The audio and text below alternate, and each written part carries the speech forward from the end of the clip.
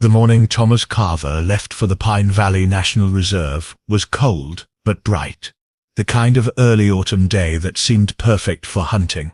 He had been preparing for weeks, checking and rechecking his gear, making sure everything from his rifle to his boots was in working order. Thomas wasn't just another man who enjoyed the outdoors. He was known in his small town for his ability to navigate the forest as if it were his own backyard. He could read animal tracks like a map and predict weather changes without ever looking at a forecast. That's why no one was worried when he announced he'd be gone for several days. It was something he'd done dozens of times before. On October 14, 2006, he loaded his gear into his faded green pickup truck, waved to a neighbor and drove off toward the narrow gravel road that disappeared into the thick pine-covered hills. That was the last confirmed sighting of him. The area where Thomas planned to hunt was remote, stretching for miles without proper trails or cell reception. The Pine Valley National Reserve had a reputation for being beautiful but unforgiving. Its dense forests, steep ravines, and tangled undergrowth could easily disorient even experienced hikers. At night, the woods turned pitch black, the silence broken only by the distant calls of owls or the rustle of unseen animals. Thomas wasn't one to be intimidated by nature. He thrived in it, finding comfort in the solitude and rhythm of the wild. But the same isolation that drew him there would soon make finding him nearly impossible. When 3 days passed without any contact, no one thought much of it. Thomas often extended his trips if he was having good luck hunting. It was only after a full week with no sign of him that concern began to spread. His sister was the first to call the sheriff's office, her voice tight with worry.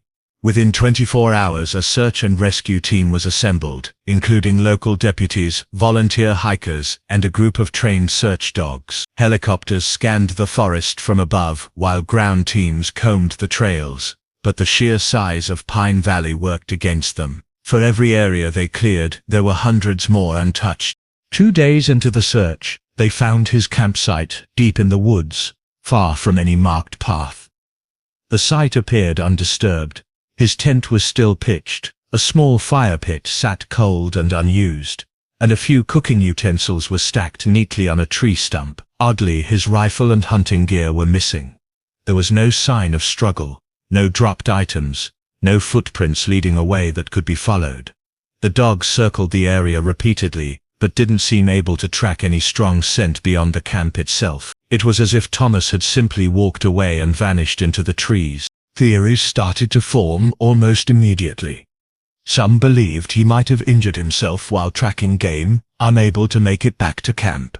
Others thought a wild animal encounter could have gone wrong, though no blood or torn clothing supported that idea. A few even speculated he had staged his own disappearance, tired of his life in town. That theory was hard to believe for those who knew him.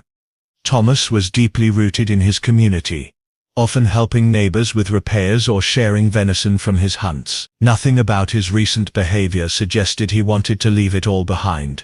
As days turned into a week, the urgency of the search intensified. Winter had arrived early in Pine Valley before, and the first frost was already dusting the edges of the higher ridges. Night temperatures dipped close to freezing, and searchers knew that if Thomas was injured and still alive, his window for survival was shrinking fast. But each day ended the same, empty-handed and exhausted.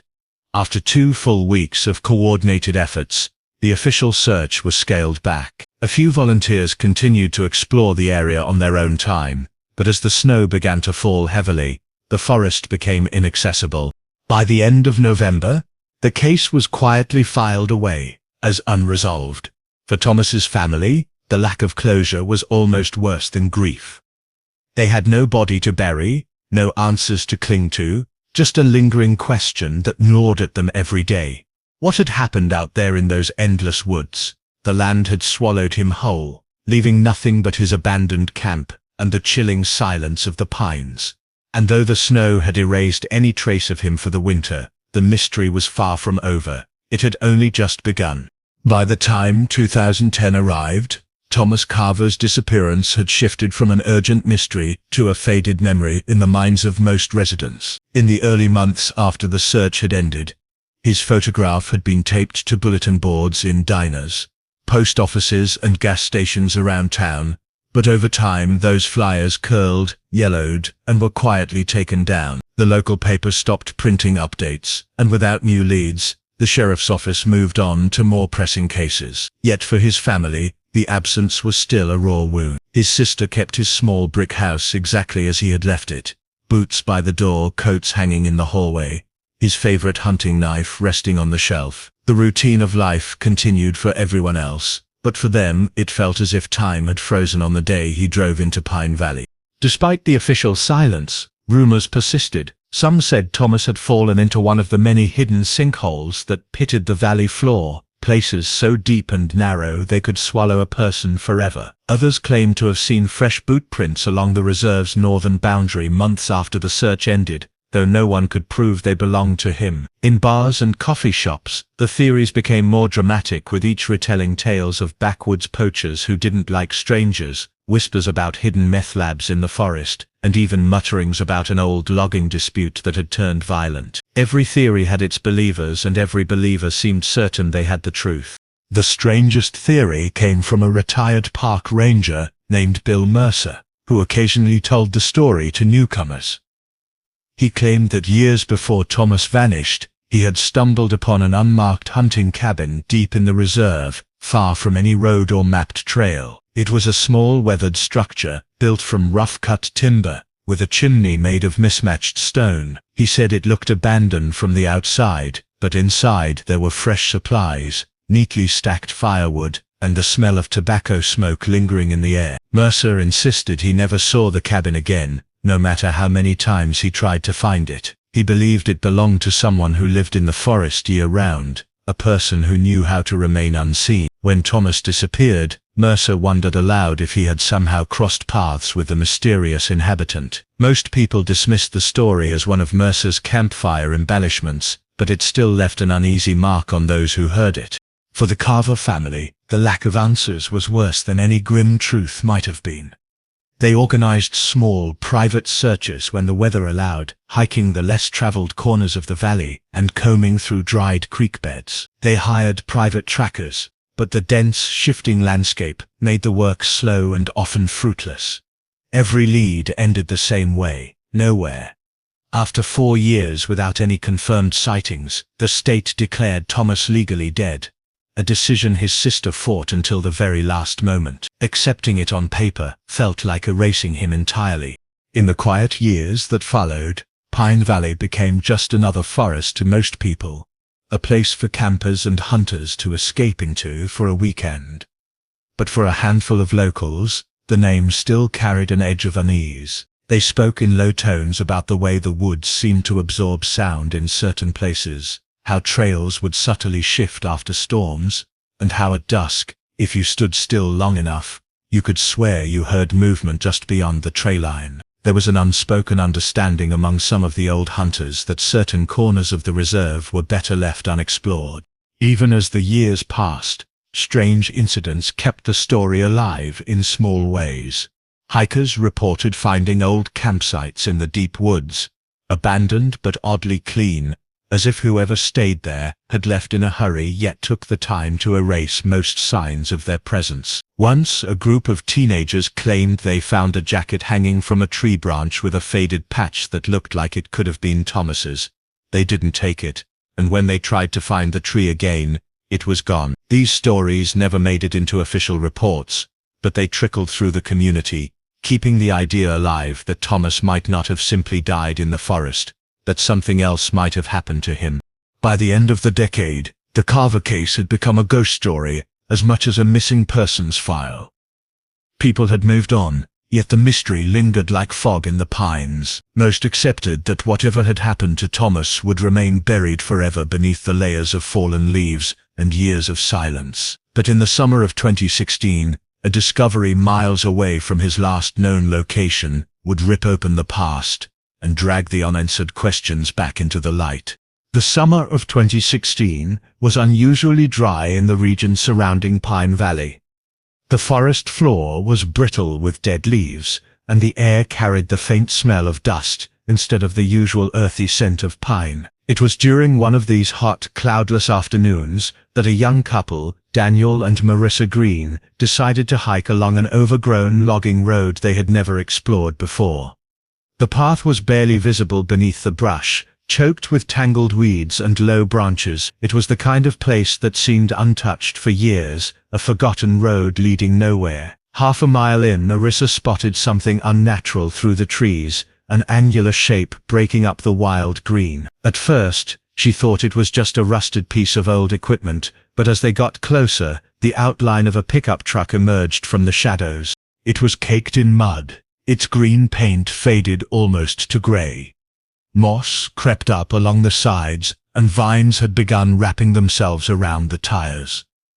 The front end was partially hidden by thick shrubs, as if nature had been trying to swallow it whole. The couple exchanged uneasy glances, aware that a vehicle abandoned this deep in the woods was rarely a good sign. They approached slowly, swatting away clouds of gnats, until they reached the driver's side door. The windshield was coated in a layer of grime so thick that only the faintest shapes could be seen through it.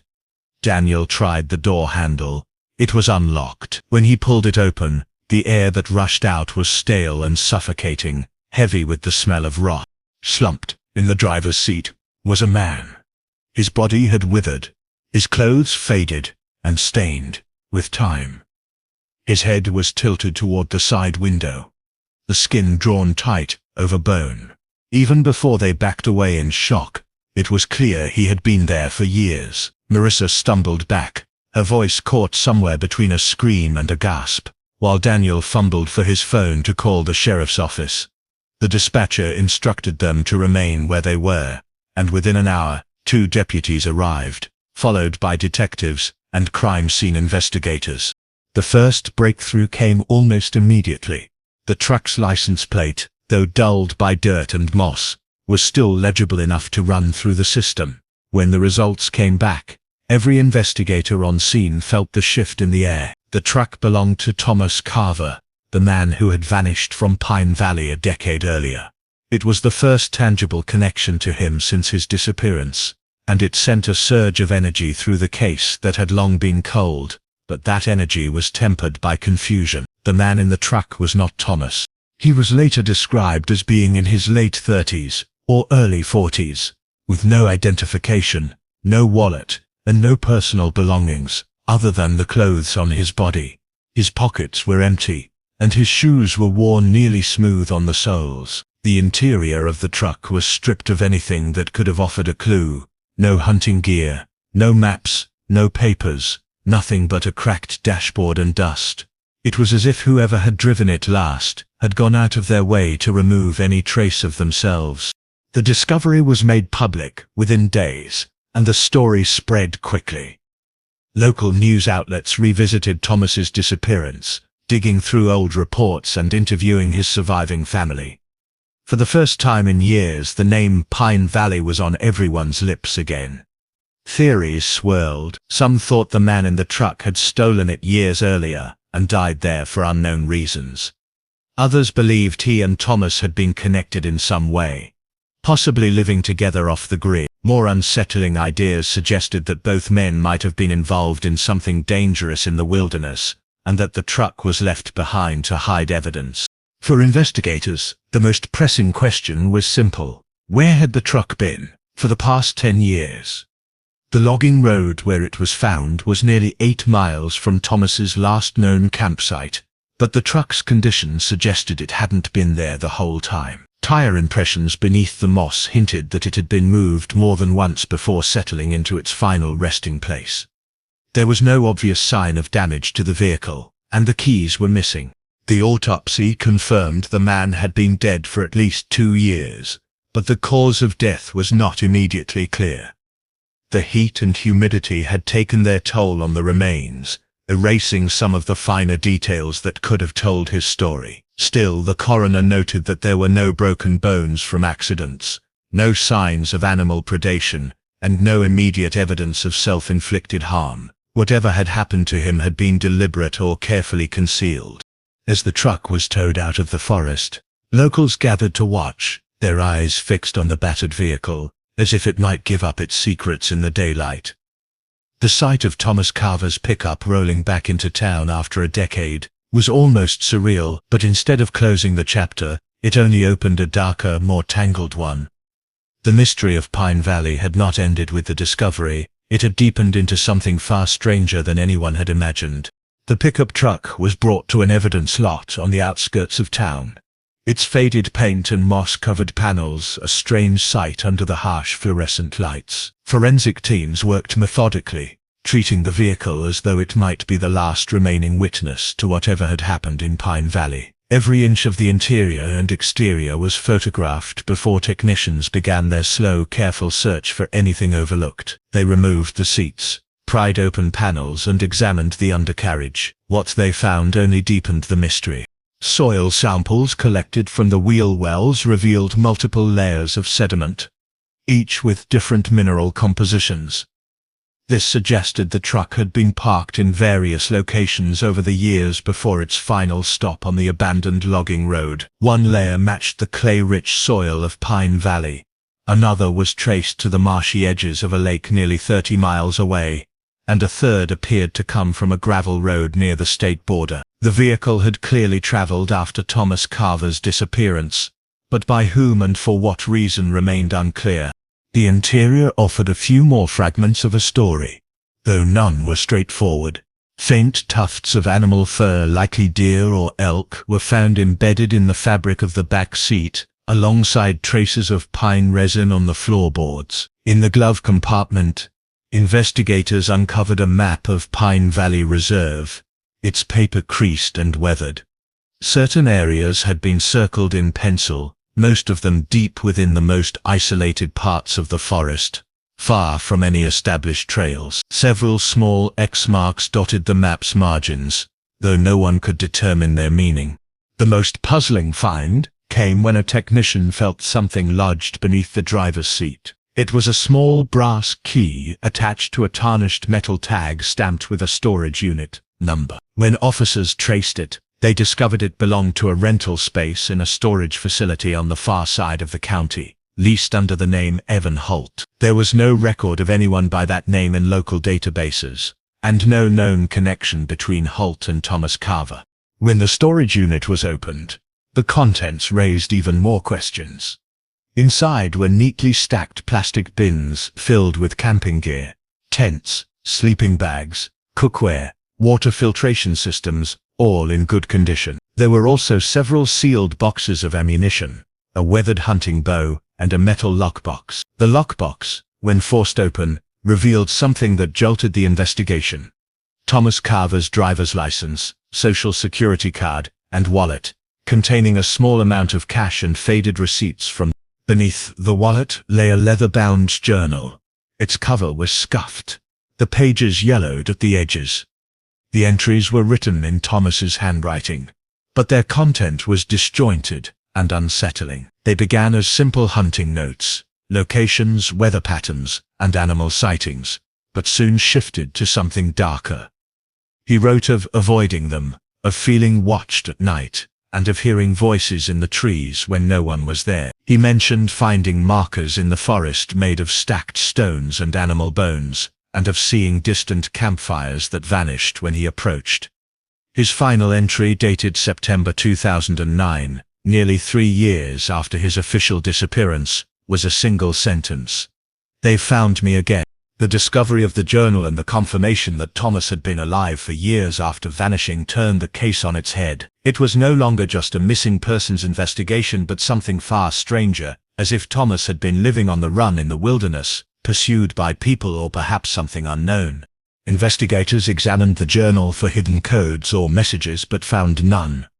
The handwriting was shaky in the final pages, suggesting either illness or fear. There was no mention of Evan Holt, no reference to the man found dead in the truck, and no explanation for the circled locations on the map. The storage facility's security footage had long since been erased, and the rental records offered no usable leads.